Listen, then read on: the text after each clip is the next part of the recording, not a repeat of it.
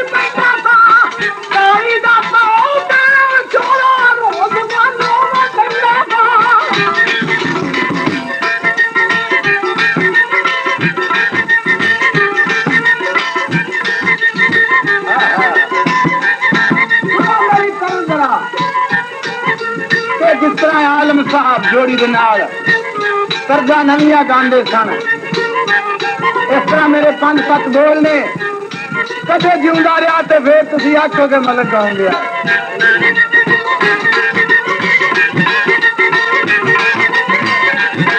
मेरे साथ सुनो खुदा की कसम है तुहाडी प्रेम आ जाएगी।